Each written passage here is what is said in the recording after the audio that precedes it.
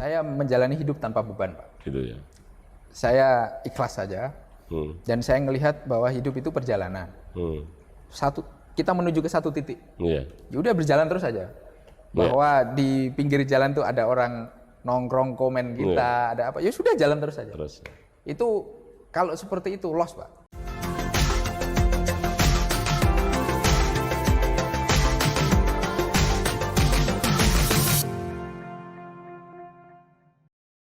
Assalamualaikum warahmatullahi wabarakatuh. Ketemu lagi bersama saya Bang Gumis, kupas masalah dan isu.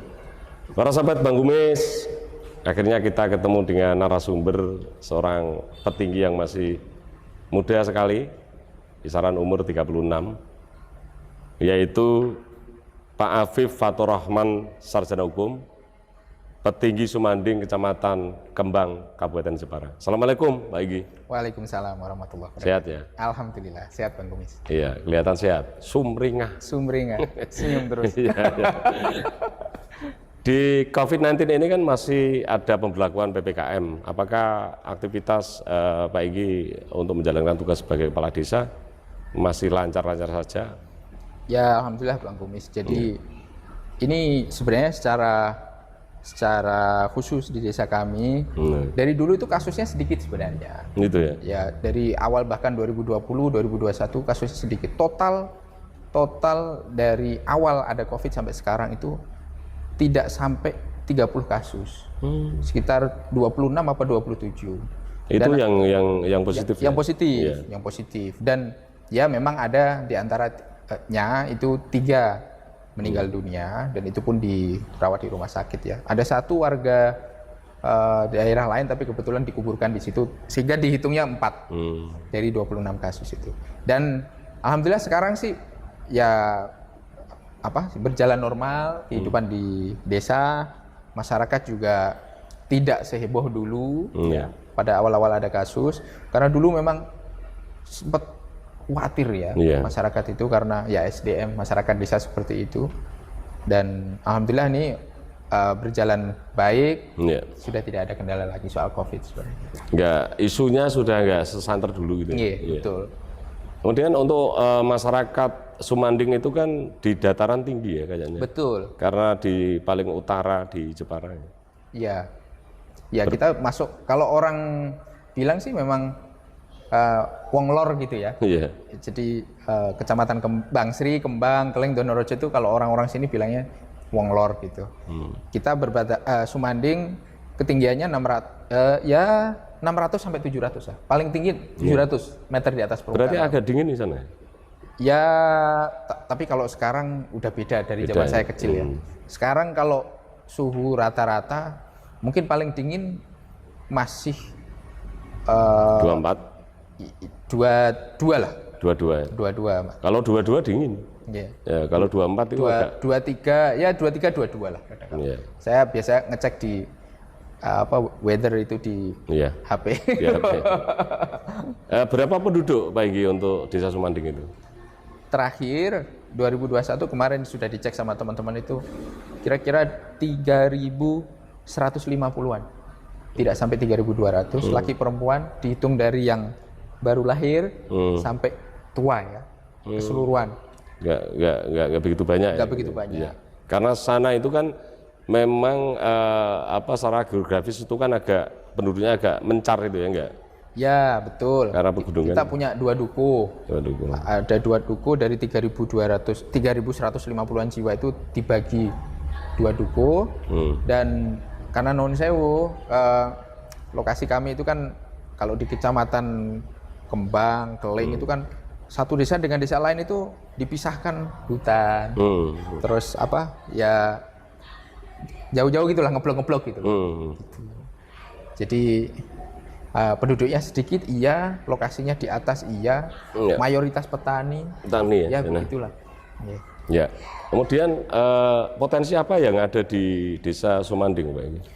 Desa Sumanding itu yang pertama tentu pertanian ya. Pertanian. Jadi saya boleh bilang sebenarnya Pak, kalau warga desa kami itu 100% petani lah. Ya. Bahwa ada yang punya pekerjaan lain, misal guru, TNI apa Polri, itu dia tetap punya sawah, tetap punya ladang. Jadi dia juga ya mendapat penghasilan dari lahan pertanian itu mayoritas petani. Jadi kalau guru dia pagi ngajar ya siang sorenya dia ke sawah gitu kan. Mayoritas petani. Kemudian potensi yang ada sekarang ini kan karena di pertanian. Iya. Artinya di sana juga ada peternakan gitu ya. Ada Apa yang menonjol untuk peternakan di Desa Sumanding, Pak Iki? Di Desa Sumanding ada beberapa kelompok ternak sapi, Pak. Di sana ada kelompok ternak sapi. Yang pertama, ya kemarin tahun 2021 ini alhamdulillah dapat juara 1 tingkat Jawa Tengah. Itu lomba kelompok ternak sapi peranakan ungule PO yang sapi putih itu. Lokal ya. Lokal itu. Iya, lokal. Sekarang ini kan yang banyak yang konsen di penggemukan sapi impor itu. Ya, yang warna merah lah ya. Iya. Gitu. Lah malah justru di Sumanding ini Di Sumanding yang warna putih. Ya, ya itu tadi sebenarnya tujuannya dulu saya pernah ikuti itu memang diedukasi dari dinas peternakan itu untuk apa ya? Untuk mempertahankan jenis ini gitu loh. Iya, iya. Jangan sampai ya non sewu betul kalau misalkan yang merah-merah itu mungkin dagingnya lebih banyak, lebih besar gitu ya. Tapi varietas lokal ini kan harus dipertahankan, jenis lokal ini. Nah, satu kelompok yang kemarin menang itu khusus sapi PO putih lokal. Ya, lokal itu ya. Untuk penggemukan kalau sapi itu tidak di dagingnya ya, artinya itu untuk pengembangan itu untuk pedaging, maksudnya itu petani itu kan ada yang beternak. Ya konsen di anaknya itu, ada yang kemudian di bidang penggemukan. Gitu. Maksudnya gini ya, penggemukan untuk diambil dagingnya, dia tidak berharap punya anak berkembang biak gitu kan. Ya. Kalau ini karena gini Pak, konsepnya karena itu kelompok ternak, anggotanya kan beberapa orang, ada 27 kalau tidak salah anggotanya itu. Itu memang concernnya itu adalah bagaimana induk ini bisa berkembang biak, dia punya anak. Nanti gantian ini induknya dipelihara sama anggota yang lain. Tapi ada batas waktunya juga, ketika sudah tidak produktif ya tentu dijual. Nanti dibelikan indukan yang produktif gitu. Itu terus. Nanti kan yang piara yang tadi dia dapat anaknya. Gitu. Itu juara 1 Jawa Tengah? Juara 1 Jawa Tengah. Jawa Tengah. Artinya itu dinilai dari sisi misalkan ini kan banyak masyarakat ya, tidak banyak sih, tapi saya dengar juga ada petani yang dapat bantuan kemudian setelah 3 bulan kemudian nggak ada. Nah ini artinya kan untuk penilaian kan secara administrasi terus organisasi itu baik, karena pemerintah juga pengen membantu masyarakat di bidang pertanian, tapi ya kalau dibantu memang harus dikelola dengan baik kan gitu Pak Inggi. Artinya di situ ya? Iya, alhamdulillah kalau warga desa kami Pak itu karena memang ini ya mendapat penyuluhan dan bimbingan dan monitoring langsung dari dinas peternakan kabupaten dan sering lah gitu ada kunjungan-kunjungan gitu, jadi diperhatikan betul. Alhamdulillahnya sih itu nggak terjadi di desa kami. Ya itu buktinya dapat juara ya. Gitu. Kan ada beberapa syarat kan. Iya betul. Ada banyak kriteria penilaian. Ya kebersihan kandang kayak gitu kan, terus kemudian produktivitasnya, perkembangbiakannya, terus pengolahan limbahnya. Jadi kotorannya sapi yang cair langsung dibuang, dialirkan ke sawah sebagai pupuk kan.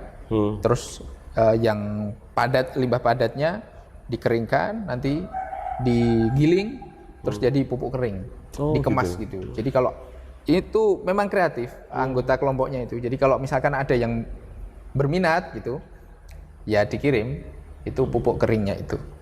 Jadi itu di samping berternak untuk mengembangkan ternaknya, kemudian kalau misalkan memang sudah tidak produktif berarti dijual, diambil dagingnya. Di samping itu juga kotorannya berfungsi juga berfungsi, terus kemudian tadi yang saya cerita, limbah cairnya kan dialirkan ke perkebunan, ke lahan pertanian begitu. Di sampingnya kandang itu ada kebun tanaman hortikultura, tanam, dan itu yang nanam ya peternak-peternak itu. Jadi ada tomat, ada cabai, ada sawi, ada sayuran, ada buah, ada jambu. Jadi ya luar biasa lah. Nggak terbuang ya. Bahkan kotorannya pun nggak masih bermanfaat. iya. Ini kan desa yang kemudian maju ya karena masyarakatnya mudah ditata, kemudian Ya alhamdulillah. alhamdulillah dapat bantuan ya. Apalagi petingginya Jenom ya. Masih energik ya. Dari lihat karakter Pak Inggi ini kan memang yang di samping masih muda itu orang cerdas. Terima kasih. S1-nya S1. Terima kasih. Kemudian ini dengan adanya COVID-19 ini, kemudian ada peraturan presiden. Iya. Nomor kalau nggak salah 204. Oh 104. 104. Ya 104, yang kemarin ramai itu ya. 2021 yang mengatur berkaitan dengan anggaran pendapatan Belanja negara. belanja desa APBD Des ya. Ya itu kalau redaksi Perpresnya sih kalau tidak salah ya. Iya. Perpres 104 tahun 2021 tentang rincian APBN. APBN. Ya, Tapi yang breakdown-nya 2022. Ya, ada salah satunya yang mengatur tentang dana desa. Dana desa. Ya. Kemudian diatur persentasenya itu ada yang 40% harus Betul. digunakan untuk penanganan pemulihan ekonomi atau apa ya. Ya. Kemudian ada untuk BLT, ada persentasenya minimal berapa itu saya nggak hitung betul. Tapi kemudian kan kepala desa mumet lagi. Karena apa? Pada waktu nyalon kepala desa, itu kan kepala desa membuat visi misi. Betul. Ketika menang kemudian terpilih, itu menjadi visi misi desa. Yang di sana itu rata-rata kepala desa membuat satu visi misi itu karena yang dinilai masyarakat itu keberhasilan itu ya pokoknya bangunannya sarpras yang paling akeh itu jadi berhasil. Nah, bagaimana kemudian Pak Inggi menerjemahkan peraturan presiden itu yang notabene bertentangan dengan apa yang menjadi misi-misi jenengan pada waktu nyalon petinggi. Ini kalau boleh cerita agak panjang ya Pak ya. Jadi silakan baca nggak apa-apa, 1 hari juga nggak apa-apa. Jadi gini Pak, rombongan saya yang terpilih petinggi di akhir 2019 itu ada yang menyebut petinggi COVID. Jadi ketika dia dilantik di Desember 2019, lalu bekerja ya, baru mau melaksanakan APBDes 2020 lah. Itu 5 bulan sejak dilantik itu langsung muncul kasus pertama COVID di awal April 2021. Ibarat orang sudah kakinya itu sudah di pedal gas Pak, mau diinjek kenceng, tiba-tiba di depan ada COVID-19 gitu. Nah, tapi kita juga sadari bahwa itu pandemi dan tidak hanya melanda Indonesia tapi internasional ya dunia. Kita juga kena dampaknya. Ya mau tidak mau Pak, kita pada waktu itu ya memang ngikuti ketentuan pemerintah. Pada waktu itu ya APBDes kami ya memang ada dipakai untuk penanggulangan COVID-19. Ada juga yang langsung dirasakan dampaknya oleh masyarakat diterima itu adalah bantuan langsung tunai. Tapi bedanya pada waktu 2020 itu kan pemerintah itu ngaturnya itu kan maksimal 35%. Tahun 2020 itu maksimal 35% dari dana desa diperuntukkan untuk BLT. Dan itu diserahkan full kepada desa untuk mencari jumlah KPM sesuai dengan kriteria. Tidak ada batasan mesti sekian orang sekian, gitu. Nah, terus kemudian itu 2020 ya. Oke, berjalan. Waktu itu kami langsung maksimalkan 35% karena ya sesuai dengan kriteria. 2021 COVID masih berjalan, pemerintah tetap pertahankan kebijakan ngasih BLT itu. Kita pada waktu itu di aturannya ya juga gitu, dibebaskan kepada desa sesuai dengan kondisi desa masing-masing lah. Kalau misalkan di desa masing-masing, di satu desa itu banyak orang miskinnya, ya tentu mungkin BLT-nya besar gitu ya. Tapi kalau orang miskinnya sedikit ya BLT-nya kecil di 2021. Tapi yang mengagetkan kami itu di 2022 ini, ketika kita sudah ya bersiap untuk menyusun APBDes 2022, prosesnya sudah dilewati panjang, mulai dari musyawarah dusun, musyawarah desa, penyusunan pembentukan tim penyusun RKP desa, penyusunan RKP desa, musrenbang sudah dilalui semua. Tiba-tiba di akhir November kalau nggak salah atau awal Desember keluar Perpres 104 itu yang ngatur pasal 5 itu bicara langsung tentang penggunaan dana desa. Pertama, 40% dari dana desa, paling sedikit 40% dari dana desa dipakai untuk BLT. Redaksinya tuh paling sedikit. Paling sedikit, artinya kan nggak boleh kurang. Iya, berarti 39,9 kan nggak boleh gitu loh. Harus setidaknya sama, syukur-syukur lebih. Pemerintah kan gitu. Terus yang kedua, paling sedikit 20% untuk ketahanan pangan dan hewani. Udah 60% itu. Udah 60%. Yang ketiga, paling sedikit 8% untuk penanggulangan COVID. 70%. Ya, 68. Jadi sisa 32%. Nah, ini yang kemarin memang nun sewu, banyak teman-teman petinggi itu yang memprotes, bahkan banyak di antara beliau-beliau itu yang sampai turun ke Jakarta, turun ke jalan memprotes Perpres itu karena ya memang redaksinya mestinya nggak seperti itu. Kalau saya pribadi, Pak. Kalau saya pribadi itu sebenarnya BLT itu ya 50-50 antara setuju dan enggak saya. Kalau misalkan memang dalam kondisi khusus tertentu memang negara itu memiliki kebijakan bahwa itu harus dikasih BLT, masyarakat oke. Tapi kalau harus paling sedikit 40%, itu kan seakan-akan kita nggak bisa bergerak di angka itu. Ya pokoknya 40 ke atas gitu, nggak boleh kurang. Kalau kurang kena sanksi. Padahal kalau kita nggak ngikuti ketentuan itu, pasti nanti di tahun depannya kita kena sanksi, mungkin bisa jadi DD-nya kita turun karena kita dianggap nggak patuh itu. Nah, yang disayangkan oleh teman-teman tuh redaksi paling sedikit itu. Jadi kalau bagaimana, alangkah lebih bagusnya gini Pak, karena kondisi masing-masing desa itu kan beda, tingkat kemiskinan masyarakatnya beda. Kalau misalkan daerah desanya itu banyak orang miskinnya, monggo lah kalau misalkan mau dikasih banyak, itu kewenangan desa juga. Toh itu didasarkan musyawarah desa, Musdes, yang di situ dihadiri, yang diselenggarakan oleh BPD, difasilitasi oleh pemerintah desa, dalam hal ini kepala desa dan kawan-kawan, dihadiri oleh tokoh masyarakat, gitu loh. Jadi itu kan diputuskan oleh musyawarah desa, tidak oleh petinggi atau kepala desa sendiri, gitu. Kalau misalkan masyarakatnya banyak yang miskin, monggo. Kalau yang misalkan desa masyarakat miskinnya sedikit, masa mau dipaksakan 40%? Padahal ada kriteria. Ini dilematis, Pak. Di satu sisi kita terpancang angka 40 paling sedikit itu, di satu sisi kita dibatasi kriteria. Kan kalau dulu kan nggak boleh PKH nggak boleh dapat. Terus BPNT nggak boleh dapat, gitu.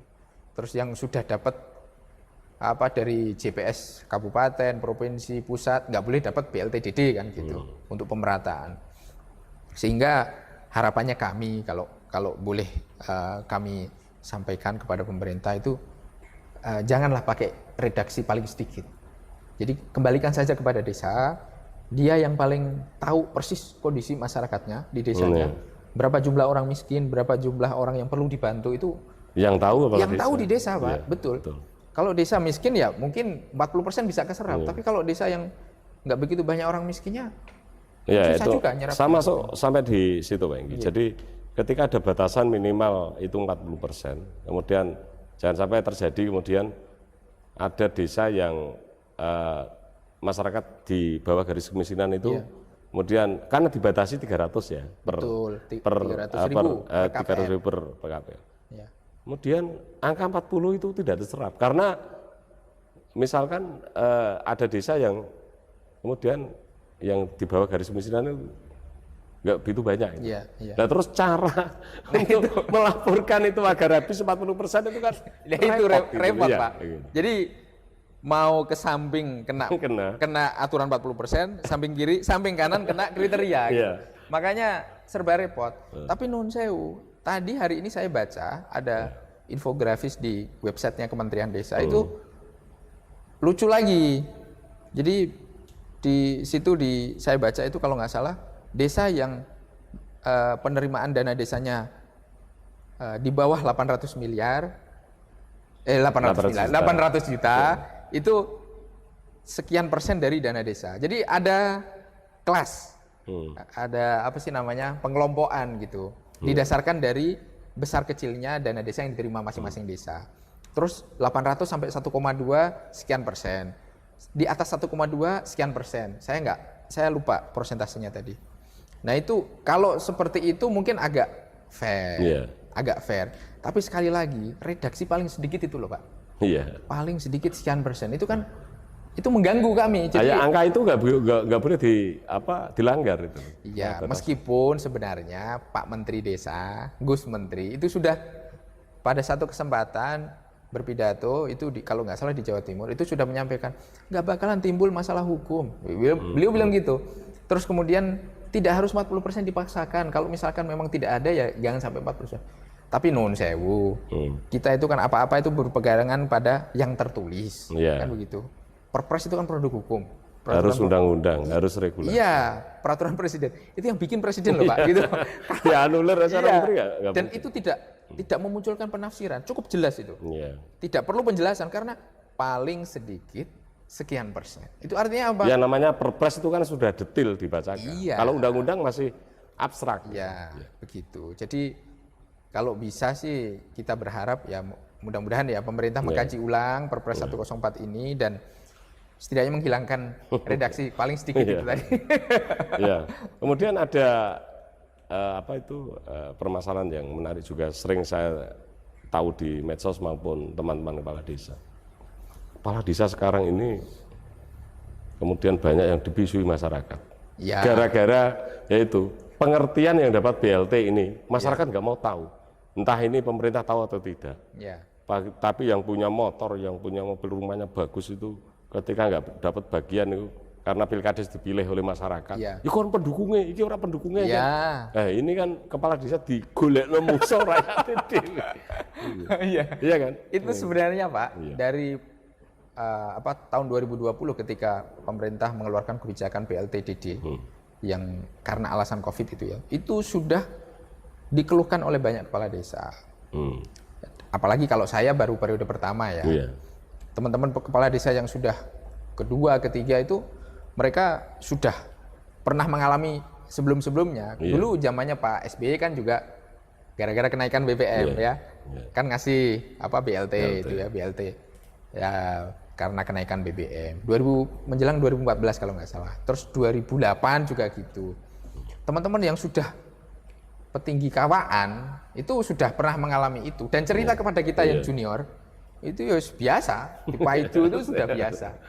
Dan nuwun sewu Pak, kalau kami di desa itu kan selisih strata masyarakat itu tipis ya. Saya tadi udah hitung. Jadi kalau asumsi 40% dipaksakan itu ya dengan dana desa saya yang nggak nyampe 1 miliar. Dana desa saya itu tahun 2022 cuma 998 Pak. Sekian gitu. Itu saya bagi 12 bulan, saya bagi 19 RT, saya rata-rata ya. Itu satu RT sekitar 6 orang. Bisa jangan bayangkan. Kalau misalkan di desa saya ada di satu RT itu ada 10 orang miskin di RT itu. Padahal jatahnya cuma 6. Padahal selisihnya dikit. Ya sama-sama rumahnya jelek, sama-sama nggak punya apa-apa gitu. 4 orang yang lain ini saya menanggung beban moral kepada mereka karena ya meskipun juga itu kan yang menentukan di musyawarah desa. Si A, si B yang dapat itu juga di musyawarah desa dan itu kami kembalikan kepada Pak RT RW biasanya untuk bermusyawarah di lingkungannya siapa yang berhak. Tapi kuotanya sekian begitu. Tapi kan tetap aja Pak, namanya uang. Uang itu tetangganya dapat, yang satu nggak dapat itu tetap ya sedikit pasti ada rasa iri lah. Apalagi kalau misalkan yang tetangganya dapat itu ada faktor iri, ada urusan personal. Ada urusan dulu pendukung saya. Itu udah. Jadi orang kan gampang menilainya gini, pantas dulu pendukungnya petinggian gitu. Atau sebaliknya. Delalah sing entuk iku ora pendukung. Bukan pendukung, malah pendukung saya nggak dapat. Nggak dapat. Saya tahu itu karena saya juga orang sekitar saya tahu lah itu. Kebetulan saya juga ketua RT masalah. Oh gitu. Tapi alhamdulillah Pak kalau orang desa saya ya tetap seperti itu pasti ada di mana tempat saya kan. Tapi saya coba berikan pemahaman kepada beliau-beliau bahwa kami juga melaksanakan tugas sebagaimana diatur dari pemerintah. Tidak bisa suka-suka gitu. Bahwa setiap kebijakan tuh pasti ada yang suka, ada yang enggak. Itu sudah lumrah di mana tempat. Tapi itu tadi Pak, ya telinga harus tebel gitu. Itu harus tebel. Diomongin ke sana kemari. Ususe kudu dawa. Ususe kudu dawa. Iya. Kemudian Pak Igi, jenengan ini kan jadi kepala desa baru pertama kali dan masih muda. Apa yang sudah diperbuat seorang kepala desa Sumanding untuk kemajuan desa? Ya, ini saya jalan 2 tahun ya Pak. Ya. Persis ini di bulan Desember saya dilantik. Saya kerja jalan 2 tahun. Alhamdulillah saya ya meskipun dengan adanya pandemi COVID itu ya, pasti kegiatan kan terbatas. Pertemuan-pertemuan dibatasi. Saya visi misi saya tidak bisa berjalan sebagaimana dulu saya inginkan gitu. Waktu dulu kan belum ada COVID. Nah, alhamdulillah ini 2 tahun jalan. Program saya yang alhamdulillahnya masyarakat sudah bisa merasakan ya, saya kelihatan kerja lah ya. Itu setidaknya apa yang diharapkan oleh masyarakat saya dulu pada waktu saya mau nyalon tuh ada yang bilang, Pak tolong dibuatkan jalan tembus. Jadi kami punya tetangga desa namanya Desa Kunir, Bang Kumis. Itu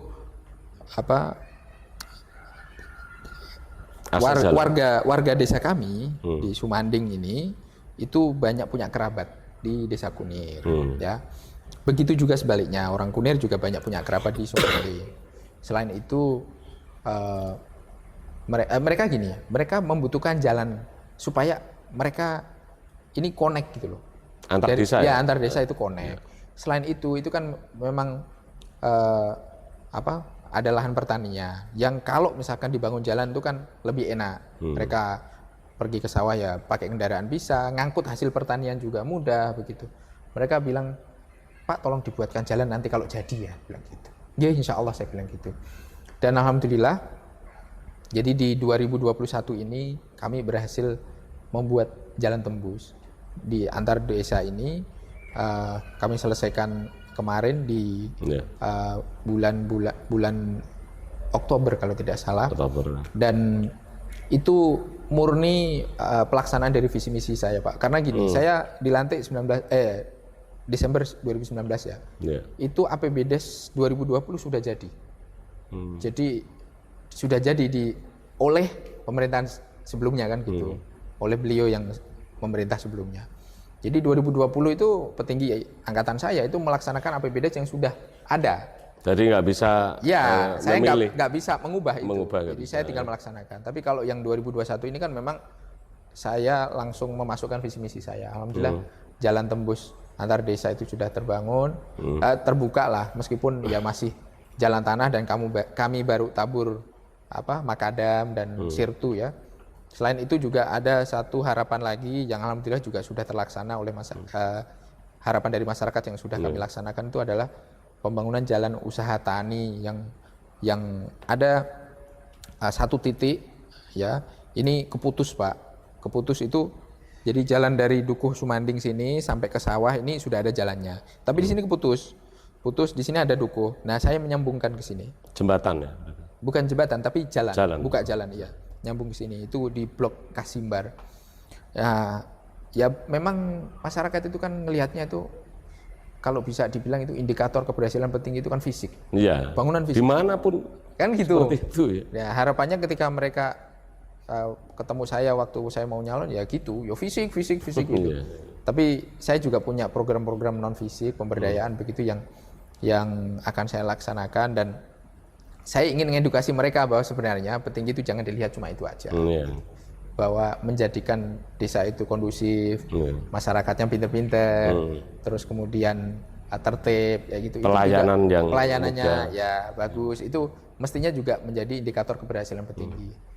Ya tapi ya begitu Pak, nun sewu, orang jalan terus lihat jalannya berlubang ini, yang pasti yang dipakai, sing dipakai itu pertama kan petinggi. Petinggi ini bukai orang kan gitu. Masyarakat kadang memang nggak tahu bahwa di COVID-19 ini melanda Indonesia itu kan memang keberuntukan untuk ADD, DD, kemudian PAD itu kan memang digunakan untuk COVID. Ya memang pemerintah refocusing anggaran kan. Jadi mengalihkan sebagian anggaran untuk itu. Karena ya nun sewu, ya kita lihat sendiri sebenarnya Pak, kalau penanganan COVID itu memang kalau yang kita lihat kasat mata itu kelihatan itu ya. Itu memang kan membutuhkan biaya besar. Iya. Jadi ya mestinya kita juga menyadari bahwa pemerintah butuh biaya besar untuk Iya, itu. iya. Kemudian menurut Pak Inggi, apa yang belum dicapai jenengan selaku kepala desa untuk kemajuan desa jenengan? Saya masih punya waktu 4 tahun, Mbak, sampai periode saya selesai. Dan masih banyak program yang saya belum selesaikan. Di antaranya adalah, sekali lagi ini adalah harapan dari masyarakat. Jadi masyarakat desa ingin punya jalan akses yang menghubungkan desa satu lagi. Ada desa Tempur namanya, desa wisata, itu juga di lereng gunung. Tapi itu melewati lahan perhutani, hutan negara. Itu memang khusus ya, itu tidak semudah seperti kita buka jalan kalau melewati tanah warga. Karena izinnya itu kan sampai kementerian. Iya. Sampai Kementerian Lingkungan Hidup. Tapi alhamdulillah ini kementerian sudah menurunkan izin prinsip lah untuk pembukaan jalan itu. Tapi ya non sewu, karena itu sekali lagi kewenangannya di kabupaten, Pak. Iya. Di kewenangannya di kabupaten, dan pemerintah daerah saya dengar terakhir sudah membuat perjanjian kerjasama dengan perhutani untuk pembukaan jalan itu. Kalau kami desa misalkan diberikan kewenangan untuk alokasikan APBD untuk bangun jalan itu, saya siap. Tapi kan sebenarnya nggak boleh karena itu kewenangan Pemda untuk bangun situ. Ya mohon doanya mudah-mudahan 4 tahun sisa ini saya bisa selesaikan ya setidaknya pendekatan ke Pemda, ke pemerintah supaya bisa bangun jalan itu. Karena Om Sewu, Pak, satu ya itu tadi ada hubungan kekerabatan dari masyarakat desa kami dengan Tempur juga. Yang kedua, kalau jalan itu kebuka, itu bisa membuka membuka akses juga orang untuk berwisata ke Sumanding. Apa yang ada di Tempur itu kami bisa wisata yang ada di Tempur itu bisa dibuat paket wisata ke Sumanding juga. Karena Sumanding juga kan dataran tinggi, punya hutan pinus juga. Saya itu dulu punya gini, Pak, punya cita-cita. Jadi Tempur kan sudah jadi desa wisata. Kalau jenengan pernah ke sana itu ya, kecamatan. Kalau Kunir pernah. Yang Tempur. Petingginya sudah pernah saya wawancara. Ya. Tempur belum? Tempur ya, itu kecamatan Keling juga. Itu desa wisata dia malah sudah. Itu kalau saya punya impian menghubungkan Tempur, Sumanding dan Bucu. Bucu dia punya air terjun Songgolangit. Nah, Sumanding di tengah nih antara Tempur. Harapan saya kalau itu jalan tembus dari Sumanding ke Tempur itu kebuka, saya bisa bikin paket wisata, Pak. Nginepnya di Sumanding. Iya. Jadi nanti bisa jalan ke Tempur, juga bisa jalan ke Songgolangit. Dan potensinya memang ada. Ada kalau misalkan kita mau kembangkan itu. Saya sudah ngobrol dengan beberapa teman gitu dan juga ya orang-orang yang saya temui lah ya. Jadi kalau misalkan ada mungkin investor yang berminat untuk masuk Sumanding, saya sangat welcome. Ya itu tadi potensinya wisata. Ada air terjun. Air terjun yang di Desa Bucu ada. Oh, ada Bucu. Nah, kalau di Sumanding ada air terjun, tapi itu masuk di kawasan hutan. Oh, itu kalau saya potong, maaf. Ya. Kudus itu kan ada Pijar Park gitu. Itu juga milik perhutani. Tapi dikelola oleh masyarakat, kemudian sekarang berkembang. Dan pernah saya wawancarai Pijar Park itu sekarang ramai bukan main.